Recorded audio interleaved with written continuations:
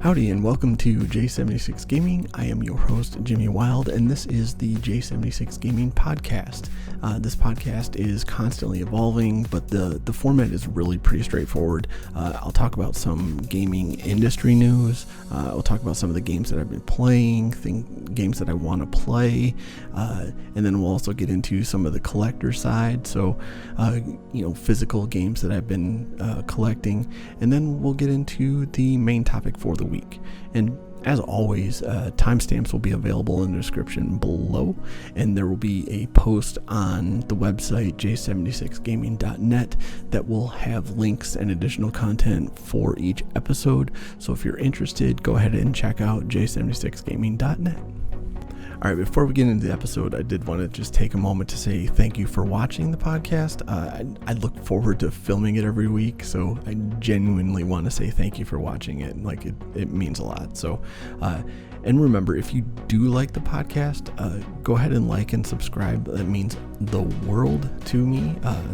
Being a small channel, trying to grow, every little like and every subscribe is very important. And also, feel free to forward to your friends, let them know. And let's just see if we can't grow this a little bit more. I really want to build a gaming community, and one that crosses all platforms. So even if we do talk a little bit of mess towards each other, it's all in good fun. And in the end, we're all gamers, and that's all that matters. So speaking of growing a community, I did want to shout out the J76 Gaming Discord. It's pretty small, but we're growing, and I've been making sure to get in there every day and hoping to grow it there. Also been having a great time on Twitch, streaming Tuesday, Thursday, and Saturday nights from 7 to 9 p.m. Central. It's been really fun getting some gaming in and chatting with people, and I'm working towards the affiliate rank on there and need to get up to 50 followers for that, and then all the additional steps. But the followers is big. So links for Discord and Twitch will be in the description below, and then also on the website j76gaming.net. All right, let's get rolling with episode Lucky or Unlucky 13. I actually saved this episode for Halloween weekend so we could have episode 13 on Halloween. But then actually I realized that Halloween was yesterday, so I don't know. Maybe this was all a waste of time. I don't know. But here we go. So missing last week, that means that there has been a boatload of news items that we got to cover for the past couple of weeks. Some of them were kind of rumor stuff, so I'm just going to take those out because we got either confirmation that they were true or disproved. So we won't even go over those. So yeah, we'll get through the lightning round first, and then the main topic later in the episode will be all of the AMD Zen 3 and Radeon 6000 stuff. So if you want to skip ahead, feel free. Timestamps will be in the description. So let's get into it. All right, so lightning round. Sony apologizes for PS5 voice recording. Yeah, no shit. You should do that. So those that you don't know, Sony was advertising this thing where they were going to be actively recording your chat.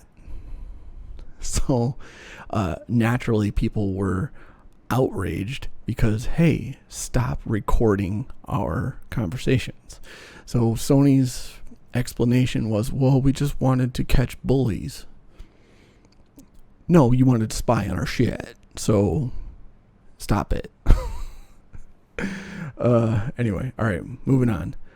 More dumb stuff. Unskippable advertisements in NBA 2K1. Or 2K21. I didn't actually realize this because I don't play these games, but apparently these ads have been in multiple years. Like, what's going on here? It's bad enough. We are paying for this video game.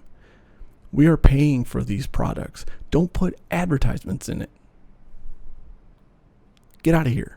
Like, you're dumb. So, I mean, I can't really talk because I wasn't going to buy this game anyways, but if I was on the fence, I might be like, no, I'm not buying with your stupid ads in here. but whatever. So one thing, I don't want this to get political, he says, with an image of AOC up on screen. This is not either side of the politics. This is just, do we want politicians in gaming? So for those of you not aware, AOC got onto Twitch and started playing Among Us, trying to encourage people to vote. And while I want to say, and she was really popular, keep in mind, so third highest individual stream in history. Not bad. And I think her channel popped up and has like 600 some thousand followers overnight. Wow. But anyway, so my question or thought to this is really, do we want politicians to be in here? But then it's also like the other side is like, I kind of want politicians to be more human and less, I don't know, billionaire assholes. So maybe this is a good thing. Maybe interacting with gamers is a good thing. I don't know. I haven't made up my mind fully on this, but I thought it was a pretty big newsworthy topic that to have a politician come in and just be very popular on stream. So anyway, now this is weird because lots of stuff happened and then this kind of just disappeared out of the news. But for those of you that don't know, Microsoft and Gamestop have teamed up in like a revenue sharing situation. So it's basically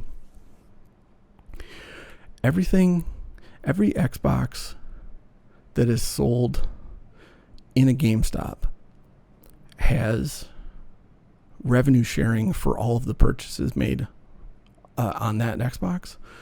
So, you know, this, if you think about it just very quickly, you think, why would Microsoft get involved with GameStop? GameStop is dying. GameStop is basically dead. And to be perfectly honest, I kind of hate GameStop because of they scalp used games, basically. I mean, they pay you $10 for a game that they're going to sell for $55 when it was $60 retail, you know, that type of crap. So that pisses me off. But I don't know. Now, this is not an original thought, and I forget who said this, but the thought that came up later was Microsoft just needs as many people to buy an Xbox as possible and to build a foundation to catch up with Sony. That's basically what it is. And that makes sense to me. It makes sense. It's like two lesser players teaming up to tackle the better player or the stronger, more popular player, whatever you want to call it. But so that's what I think this is more like. And then I think that makes sense. They're just, please, someone buy the Xbox. And if they can get GameStop to help out, why not? All right, so cool stuff. This is a good question, and I hope to be able to answer this question in a couple of weeks. So if I haven't said it before, I am a huge fan of LG OLED TVs, and I actually do own one of the CXs. So I'm really, really excited to drop an Xbox or a PlayStation 5 onto it and see how it plays. I'm actually more excited to plug my PC into it once I get that built, but that's another story. So anyways, this is just a good thing. I kind of, I'm glad that people are talking about it. Now there's a big debate in the LG, and I should say in the high end TV discussions of, you know, is the C10, is this a step backwards from the C9, blah, blah, blah, blah, whatever. I don't care.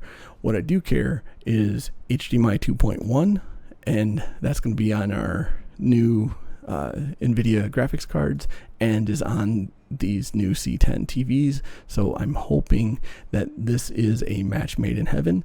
And like I said, I'm not the only one that's thinking about it. So it made it to Forbes anyway. But yeah, like I said, hopefully we'll have more information coming in the next couple of weeks as soon as I get my PlayStation in like 2 weeks. So anyway, next topic. Cyberpunk got delayed again. whatever. It's kind of a meme by now, but it's just one of those things. I don't care. I would rather they delay and put out a better product. Now, the interesting thing, what they said here was they're testing it in 9 different versions on all of the consoles and PC and Stadia for whatever reason. But anyway, the point was that they have a lot to test, so they're trying to make sure that they deliver the best product at launch to all of these platforms at the same time. So, hallelujah, bring it, man. Actually, you know, I don't get why people are so upset. I get it, you want to play the game sooner, but I actually just thought about this. Like, this pushes it past Thanksgiving weekend. That pushes it past a 4-day weekend where people could have a good 4 days off to play the game. That kind of sucks, but whatever. Hopefully on December 10th, it comes out and it's better than ever before. All right, so we're going to get into the Nvidia section of the lightning round, which is kind of going on for quite a while already anyway. But so we got we'll start with the good news and we'll get into the dumb stuff. So we got a new BIOS for the EVGA for the Win 3s. I'm actually, because that's the card that I have, so I'm hoping that this new BIOS is good, but I'm really going to hold off testing because I don't really have a great system to put it in right now, because my game machine's water cooled and my workstation is fairly old. It's like 3 years old, so not a real great test system to drop a 3080 into. But anyway, so once I get the new system up and running, then I will get some testing done with that. Can't wait. All right, so the next couple of ones we'll go through fairly quickly. So Nvidia unable to meet all of the RTX 3080 demands, and 37 will be limited. Yeah, we know. Nvidia 3070, 3080 stock extremely low according to retailer. Yeah, we know. Nvidia only meeting 7.4% of demand right now. Yeah, we know. Like, come on. So, like, I don't know what the hell is wrong with Nvidia. You can speculate all day long about why they can't meet demand. Is Samsung can't keep up with production? So I saw something yesterday. I don't know. It doesn't matter. I saw something about maybe Samsung's their output is their yield is very low right now. Like, they're just, each wafer is producing less and less good chips. So maybe that's the case. Maybe no. I think this was Moore's Law is dead, and we'll talk about him in a second. But I think that he was the one that said that Nvidia was intentionally sandbagging on demand in order to drop more cards once AMD launched, and they wanted to drop new cards like a 3080 Ti and something else. I forget, but I don't know. Who knows? Is Nvidia incompetent, or are they just manipulating the market? I don't know. I don't know which one to believe right now. I kind of feel like they're being shady. So, I don't know. Draw your own conclusions. So here's another part of it. Nvidia might be planning 2 more Ti variants. So,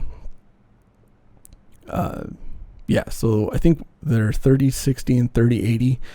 And the 3080 Ti is interesting because we've been kind of speculating about this for a while. Is maybe it was going to have more. It was going to be the 20 gig version of the 3080.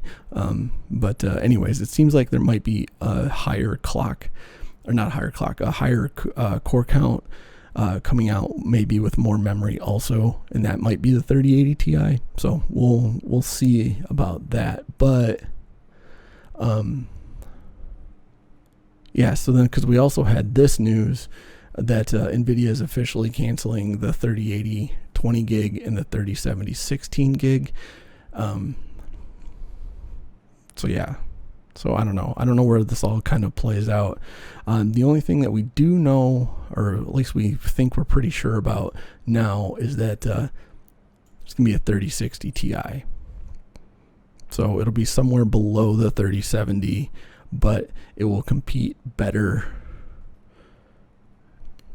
Well, it'll be basically a 3070 for cheaper.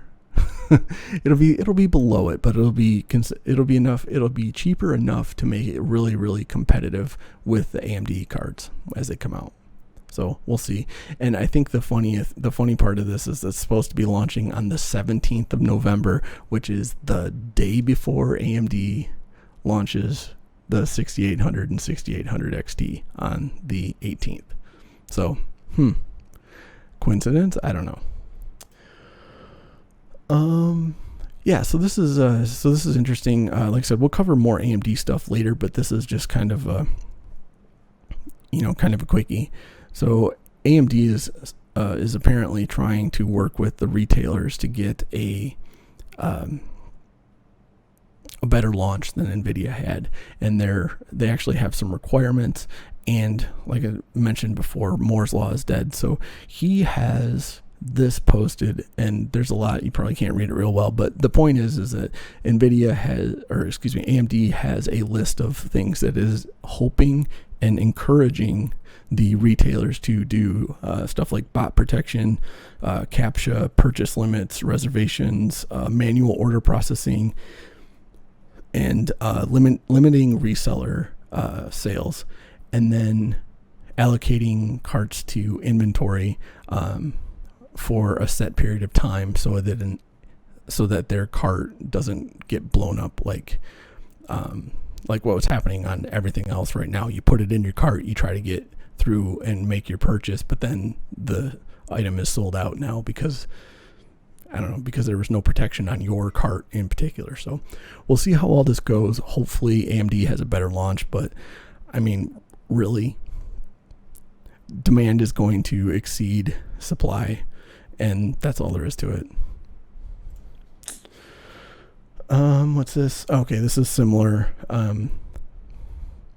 Actually, I don't even really need to get into this. This is more. They're just like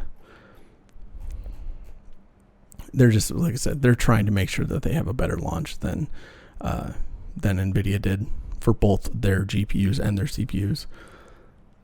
All right, and then so this is another AMD short one here. Now this one stresses me out a little bit because, it's in the other room, but I bought RAM for my new PC specifically expecting the Infinity Fabric to not have increased in its speed. So for those of you that are new to AMD, like Ryzen overclocking or Ryzen performance in general, there's two chiplets, and those chiplets communicate via Infinity Fabric. And overclocking and RAM and all of that was tied to that frequency. So you could push the frequencies higher, you could push your RAM faster, but it ran into diminishing returns fairly quickly once you got past the Infinity Fabric speed of 1800 megahertz.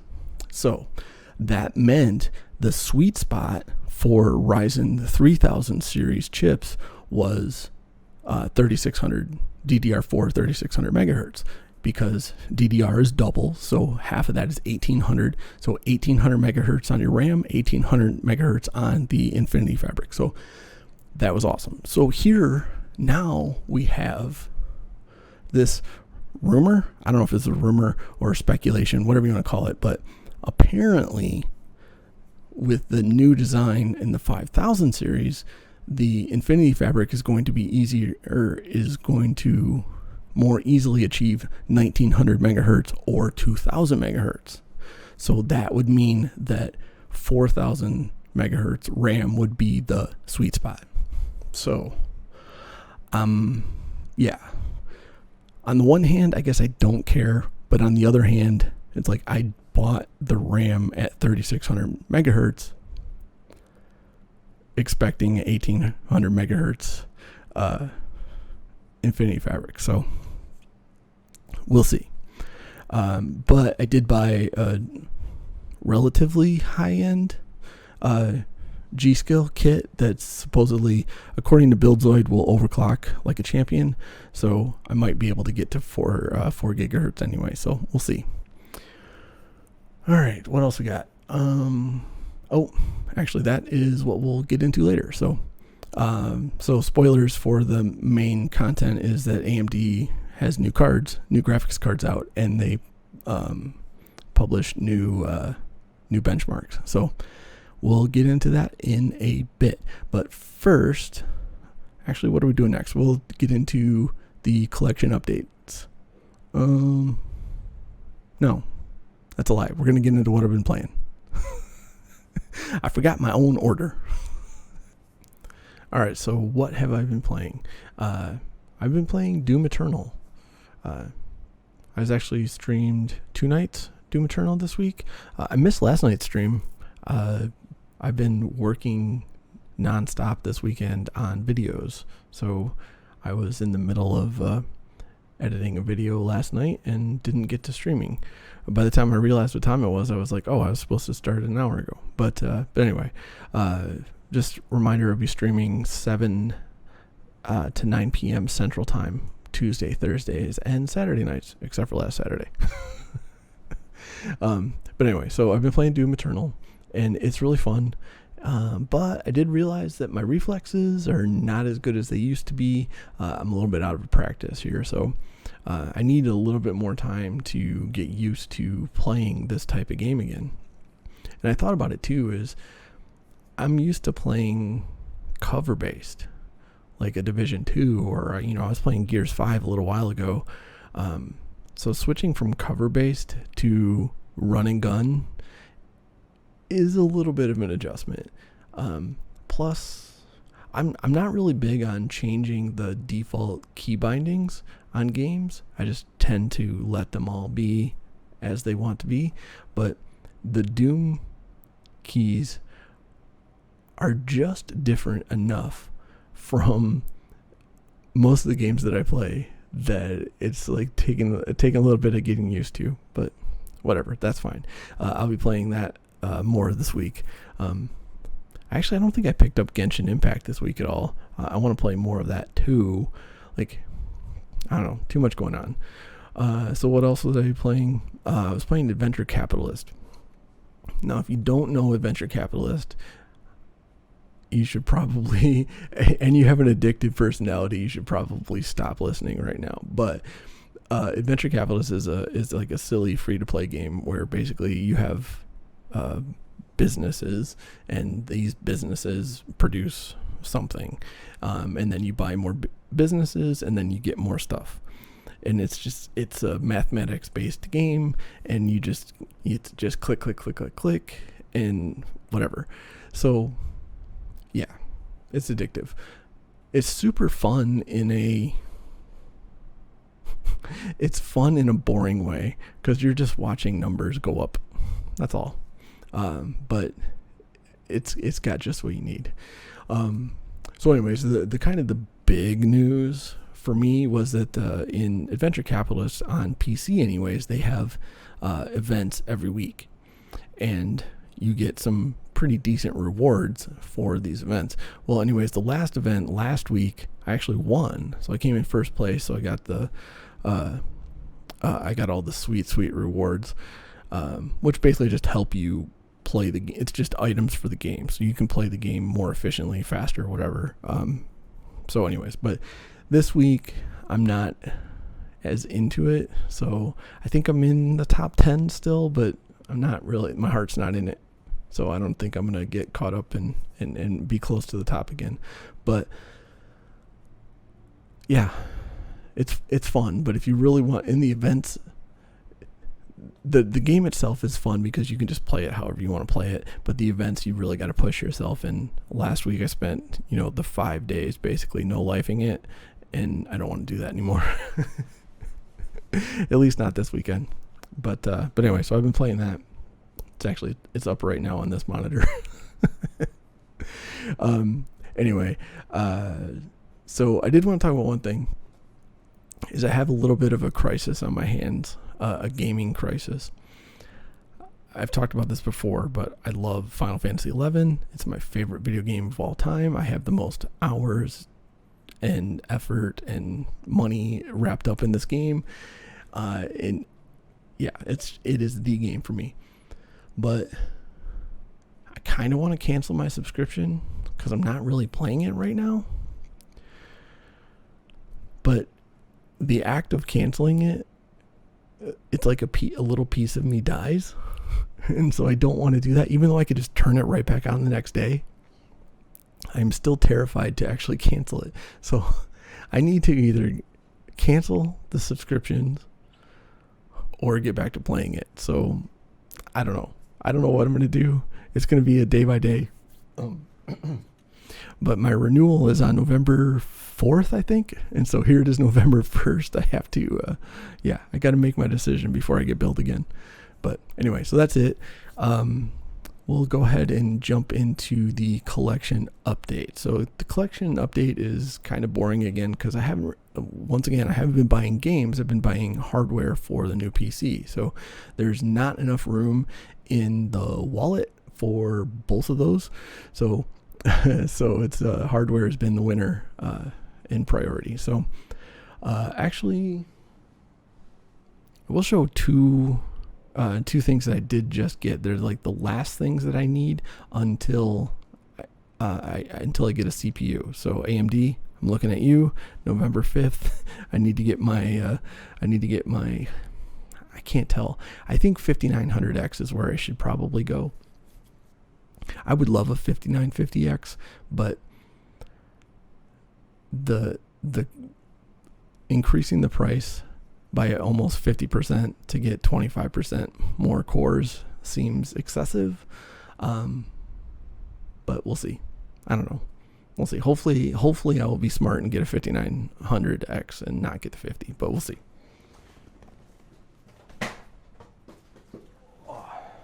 All right, so I have been. This is actually like big news here. So in the Jimmy Wild world, so I have been a Razer mouse guy for as long as I can remember, and I get I don't know if I can get this up so you can see it, but yeah. So I get the MMO basically mouse that has all of the 12 keys on the side because that's really important for MMOs. But that's just what I'm used to right now. So the big deal is I thought I don't play a lot of MMOs anymore. So do I really need 12 buttons on my mouse? And I don't think that's the case. So what I got is this guy. Focus. There we go. Dark Core RGB Pro SE. So this is just I think it's got 2 buttons on the side. So and also notice it is Corsair. So I'm going to try out the Corsair mouse, see how it goes, see how I like it. And to go with that, I got a boom. Got a K63 keyboard. And you're like, well, that's old and small and kind of boring. Yes, but it's wireless. So, and it fits. I should have prepared for this better. And so it fits into a dirty ass lap board.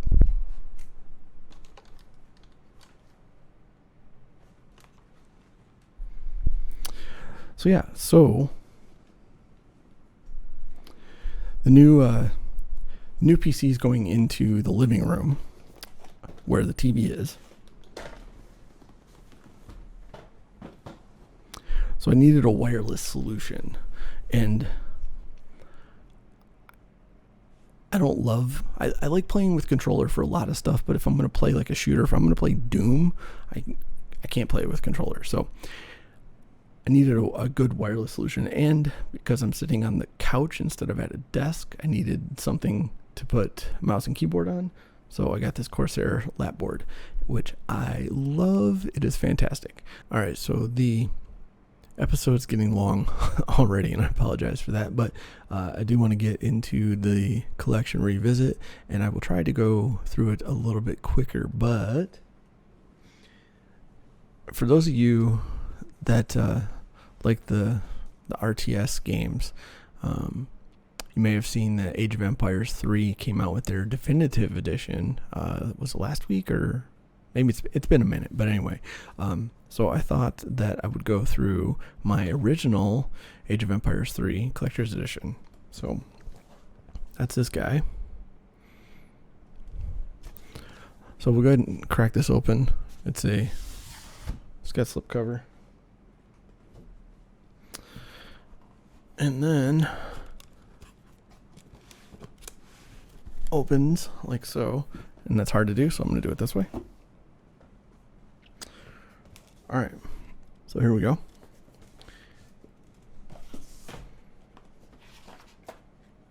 So first thing, and I haven't opened this in years, so so this is a surprise too. Alright, so this is a poster of some sort, and I don't like to open posters because I don't want to damage them, so we'll kind of just go carefully.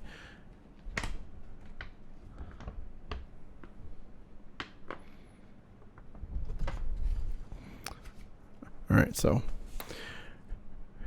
pretty cool little historical poster there.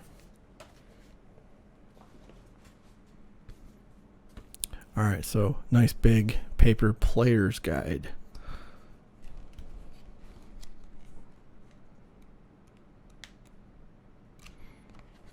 You know, nothing outrageous. I mean, this isn't saving your day gaming. If you're at a computer, you got to Google anyway, so whatever. But it's still pretty cool. And I've said this before, but like, I love that games used to come with stuff like this. Like, this is, I mean, it makes it feel like it's worthwhile. All right, this is big, so trying to get it out.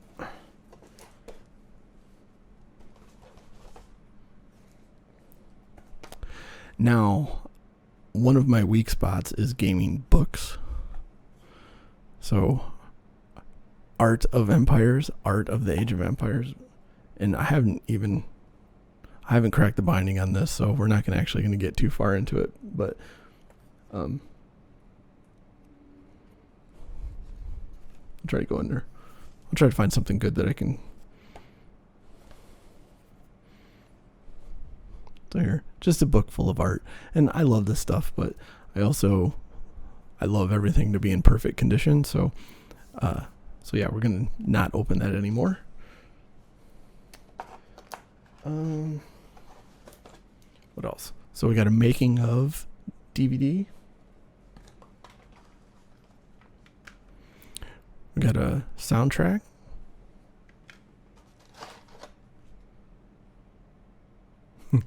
A demo disc that you can give to your friends. It says to share with your friends on there.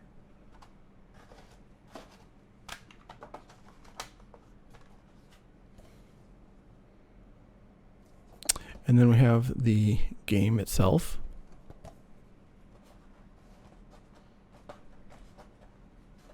There's lots of stuff in this box. And then we have the printed manual. Like, I mean, that's a thick book.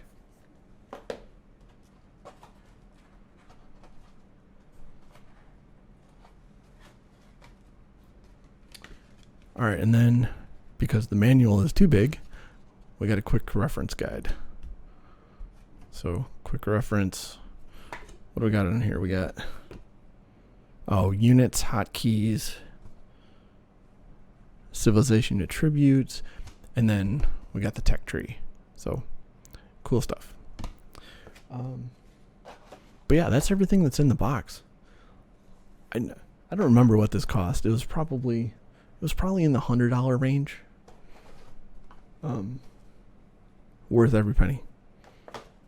Because it's, I mean, like I said, the amount of stuff in this box is outrageous. And I love tangible goods. So anyways, that's Age of Empires 3 collection revisit. Actually, I forgot to look up when this came out. It's been a minute though, but I played Age of Empires 2 more than I did 1 or 3, but when 1 came out, actually I played that. I had it wasn't a MacBook. It was an Apple laptop. And that's one of the things that I played. It was Age of Empires because it had a Mac version, and I played on that a lot. So, but anyway, that's the collection revisit, and yeah. So let's see what do we got coming up next. Oh yeah, main topic. So we will get into the AMD stuff in just a second. All right, let's get into the main topic for today, and that's AMD. We finally got to see the new Radeon 6000 series. That was last week on the 28th, and they look amazing. But first, let's go back and look at Zen 3 reveal from earlier in the month. Now, I want to go over this for a couple reasons. One is the CPUs are actually going on sale in a couple of days from the time of this recording. That's November 5th, they go on sale. And also number 2 reason is in the Radeon reveal, they kind of talk about a synergy working together with the Zen 3 CPUs and the 6000 series GPU. So I kind of just wanted to go over the CPUs real quick in preparation for that. So short recap is that there are 4 new CPUs coming, the 5600X, the 5800X, the 5900X, and then the 5950X. So these CPUs will be featuring an average of 19% IPC increase compared to the 3000 series, the matching 3000 series for them. What does this also buy you? In terms of performance per watt, we're looking at 2.4x the performance of Zen 1, which Zen 2 was 2.0 over Zen 1, and now Zen 3 is 2.4. And to put it into perspective to the Intel 10900K, which is their flagship, it's 2.8x the performance per watt, so not too bad. They also pointed out that Zen 4 is in design and is on schedule. So I'm almost a little annoyed about this, to be honest, because AMD is in the position to just keep churning out these new CPUs, and they're coming every year with big performance gains. And it's like, it's hard to keep up, which is probably a good problem to have, that like there's always something good coming. Like we're not going to be stagnant like we were so long with Intel. But it's also, I want all the new stuff. So it's hard on the wallet, let's just say that. And then as far as this year goes, I really want the 5950X, but I think the 5900X is the best choice. When we're talking about a strictly gaming PC, 12 cores is more than enough. Like, you don't need the 16. And the 5900X is going to be a beast. Yeah. And at an average increase of 26%, the performance in gaming well exceeds the 3900 XT, and it's on par or better than the 10900K. Either way, I'm upgrading from a 9900K, which is still, like, I know, boohoo, my poor 9900K, but it's going to be a big jump for me, so I'm really excited. So what are these CPUs going to cost us? Well, starting at the 6-core 5600X, that's $299. The 8-core 5800X is $449, and the 12-core 5900X is $549. And of course, the big, huge 5950X comes in at $799. Compared to the 3000 series counterparts, we're looking at around $50 increase for this gen, which is okay, I think. Zen 2 was undercutting Intel, and then Zen 3 is 19% more performance for an extra $50. I'm in. Let's be honest, I'm in. And then at the end of the Zen 3 reveal, we got a sneak peek of the new Radeon GPUs. So that is a perfect transition into the next part of the topic, where we'll talk about the Radeon 6000 series reveal.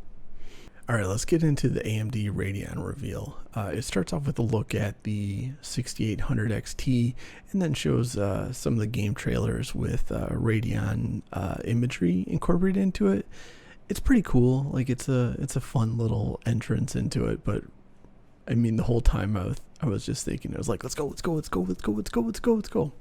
But then, of course, Lisa Su makes her entrance, and it's pretty cool. I have to admit, I love the spotlights. It's pretty sweet.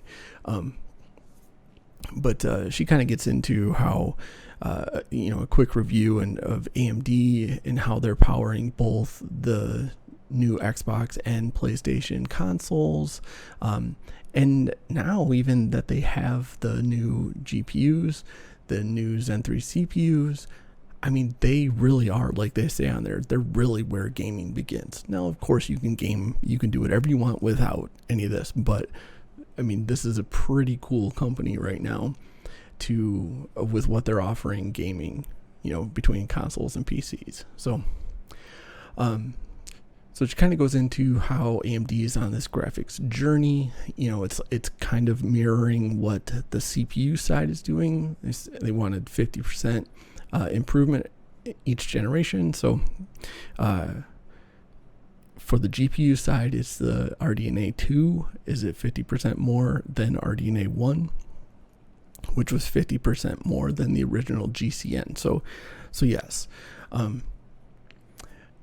Then we kind of get into a little bit more into the RDNA 2 architecture, and a lot of this they kind of just zoom through. So we're going to have to wait for, I think there's an architecture day actually where they take some of the industry people and they actually go through this more. So we'll have to wait for more information to come out of that.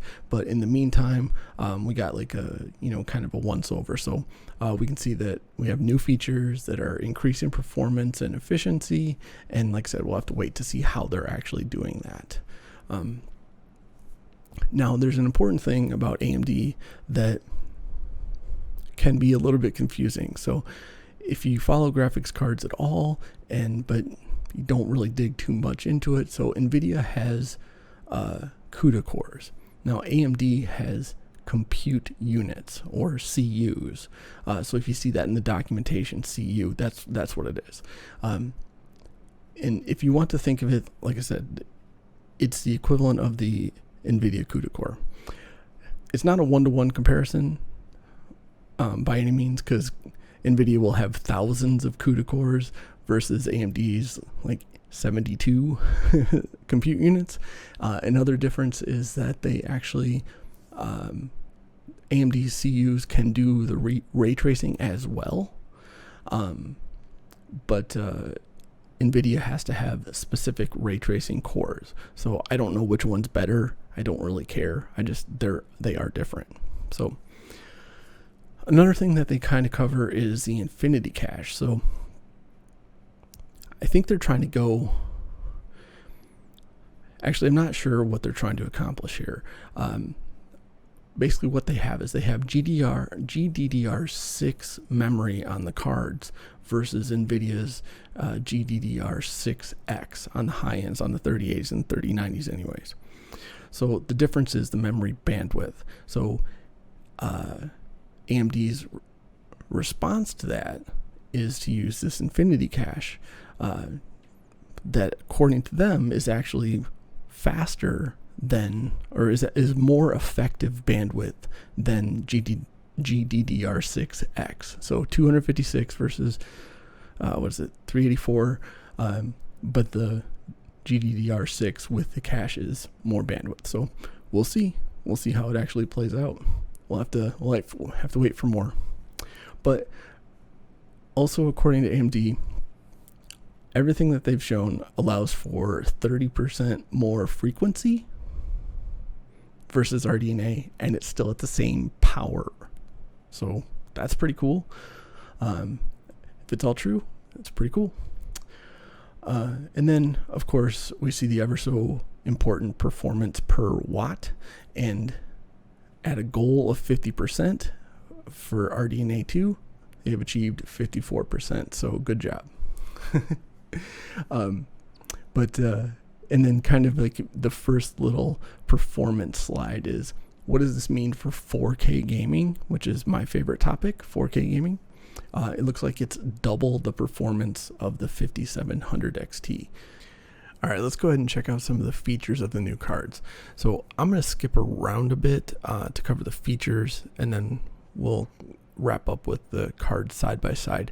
In the actual presentation, they were kind of bouncing around a bit, specs here, features here, architecture here, that sort of thing. So I'm going to kind of sort it out. So we've already covered architecture, then we'll go into the features, and then we'll go into the cards. So first up, we have latency reduction. And to be perfectly honest, I don't know that much about it, so we'll wait to learn more in the future. But the general idea is that with AMD GPUs, FreeSync, anti-lag, and now the Radeon Boost, latency can be reduced up to 37%. And this all works together to get your input from your mouse or your keyboard to the game faster. Radeon 6000 is incorporating Microsoft's DirectX 12 Ultimate to power features like ray tracing and variable rate shader and stuff like that. They're calling that the Fidelity FX. And then all of this kind of just works together to improve the ray tracing performance. So, once again, we'll kind of zoom through this stuff and we'll get more information about it later. But so we got the sharpening and denoiser. Those sounds like nice things. Cleans up the images a little bit. I like that. But I'm more interested in the variable shading. So we'll get more into that in a minute. There's a game example. Optimized ambient occlusion and reflections. Okay, great. Sounds good. I'm all in. We'll see it in action hopefully in a couple weeks. And the super resolution, if you're familiar with Nvidia, this looks like AMD's answer to the DLSS. So the deep learning super sampling, I think it's called. But anyway, the good news is that there are, at launch, 35 games that will be supporting at least some part of this Fidelity FX suite. So that's pretty good, considering the RTX launch with the 2000 series from Nvidia. There was only a very small handful of games that could even turn RTX on. So it looks like we'll have a better opportunity to see this in action right away. So yeah. Now we'll get into, they show a couple of game footage, and it's not entirely interesting, but we have Godfall. And to be honest, the footage is kind of boring. It's just like, hey, here's my dude walking around. But it's beautiful, and some of the environments look really pretty, and the lighting and the colors, and it's just like, it looks really good. So it's kind of exciting. So I kind of got my fingers crossed, considering I pre-ordered Godfall, at least on PlayStation. We'll see if I'm going to pick it up on PC or not. What else we got? Dirt 5. Okay, so Dirt 5 I really like because this shows the variable shading in action. So this, according to the developer, enables them to maintain quality but to render more quickly. So that means that they can have fast action and not have to decrease the quality or something like that. For a racing game, that sounds pretty big. So hopefully others can incorporate that. And then actually, I thought the variable shading was going to be my favorite thing, but the Rift Breaker ray tracing kind of stole the show for me. So, I mean, you can see with it on versus off, it's just like, it's like you look at it and it's like, holy cow, this is beautiful. And then you turn it on and you're like, oh no, this is what it's supposed to look like. This is what it can look like. Okay, I'm in. Definitely I'm in. All right, another couple things that are important to note before we get into the cards themselves is Rage Mode and Smart Access Memory, or SAM. Rage Mode is a one-click overclock for the GPU. And this sounds like a really small or safe increase, so there's not much to expect out of it.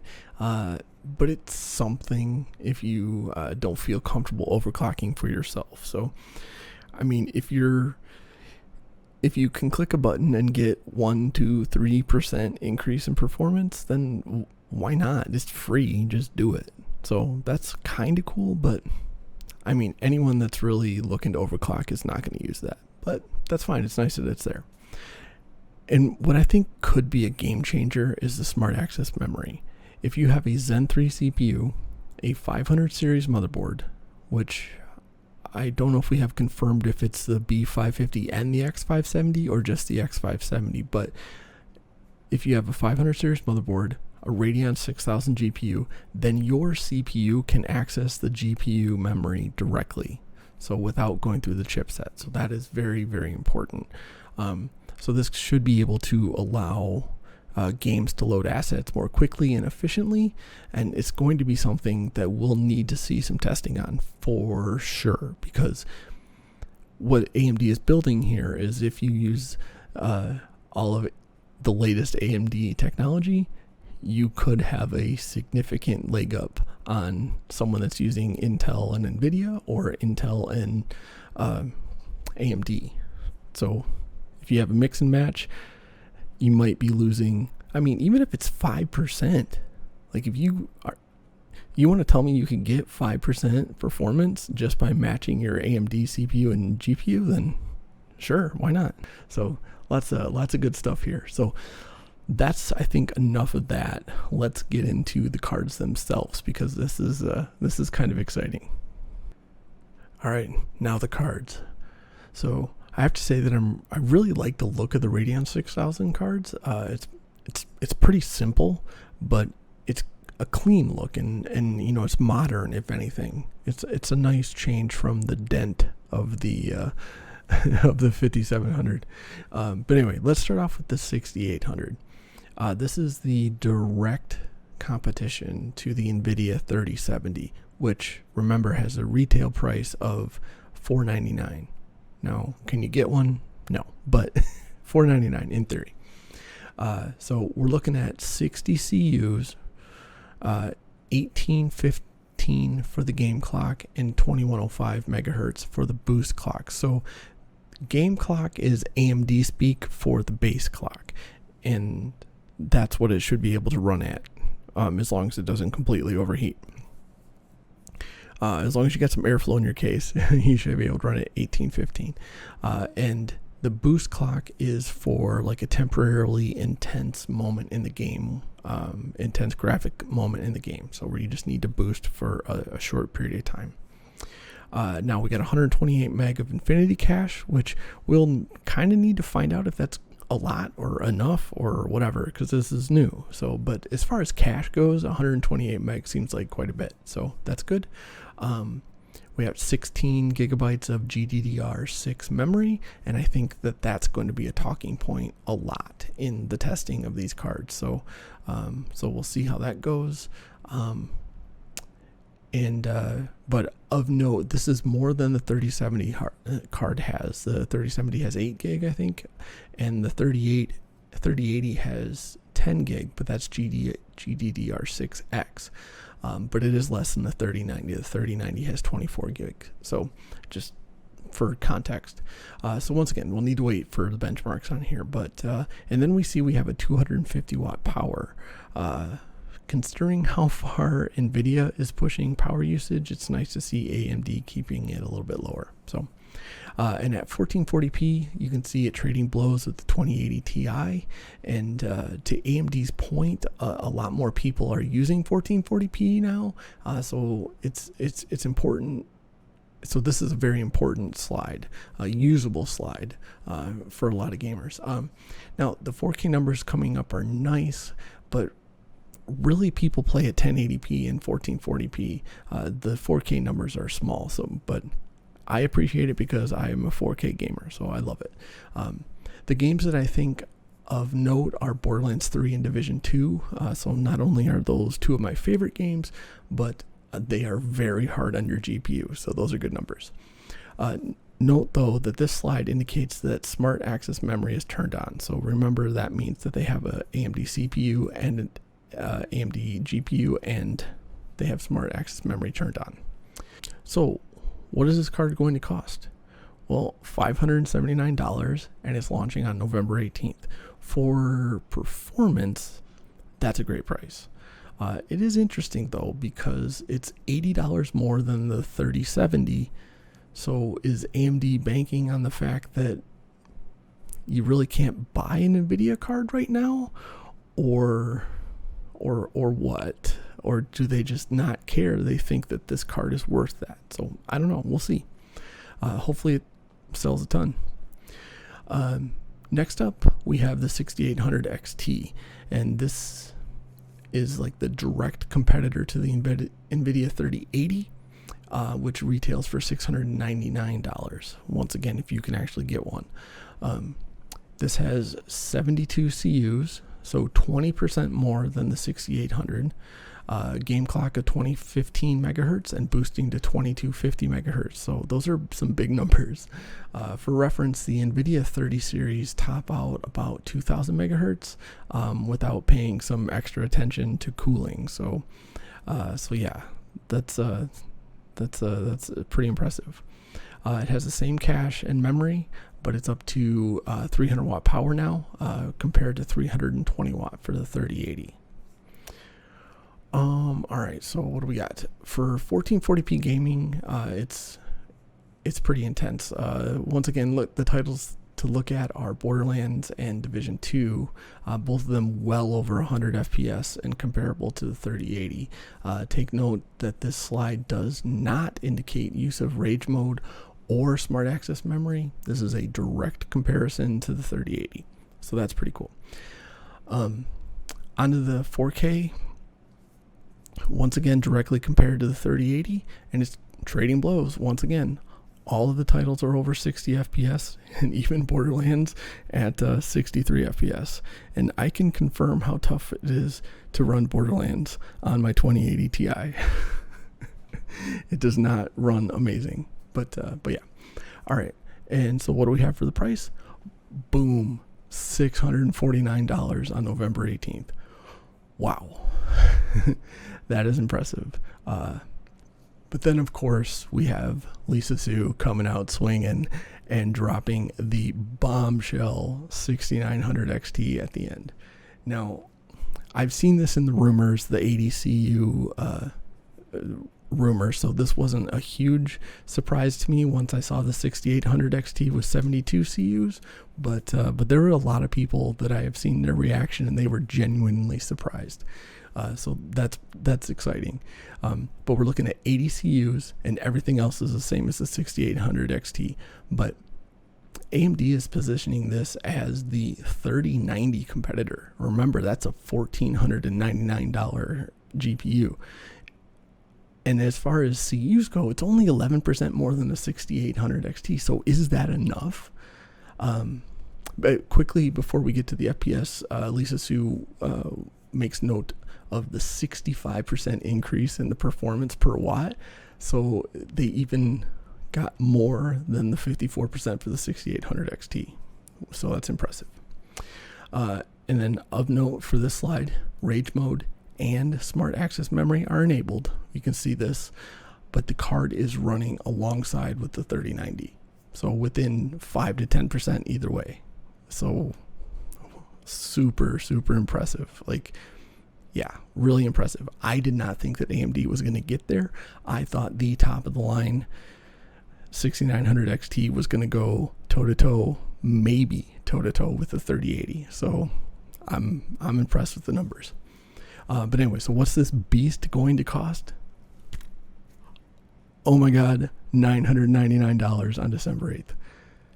3090 performance for $500 less. Sign me up.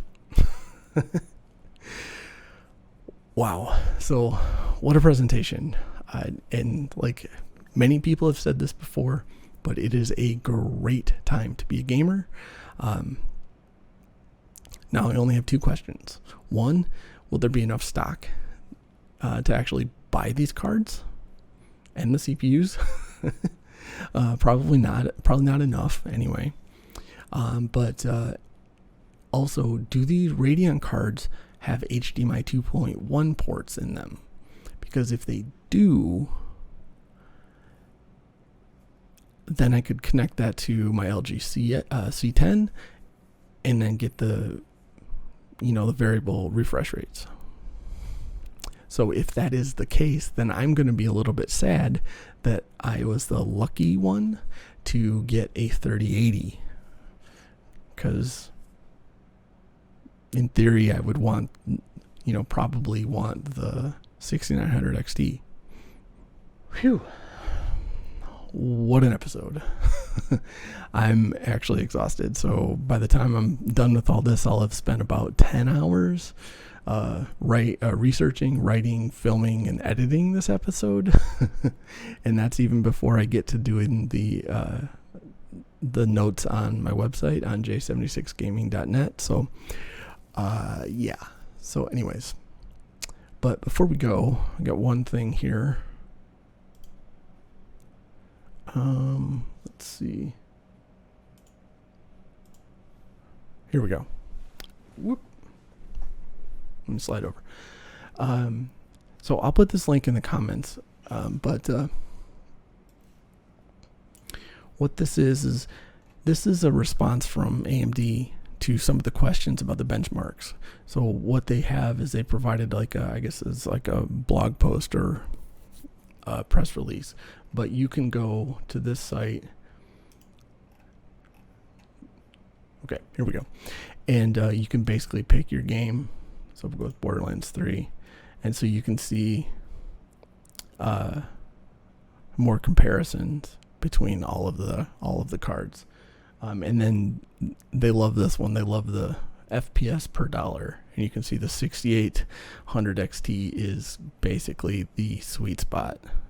It's the most cost-effective card if you want to look at it that way. So, but you can go ahead and play around with this. I got games, settings, and resolution, and I guess there's a drop down. Maybe they don't have it for Borderlands 3. Vulcan, yeah. So, anyways, knock yourself out. Check out the games that you want. Get some more information. But with all that said, thank you so much for watching, and I hope I'll look at the numbers, but I think my review of the 30-minute presentation took over 30 minutes. Maybe not, probably not, but that's still, anyway, I'm long-winded, so I will shut up and I will see you later.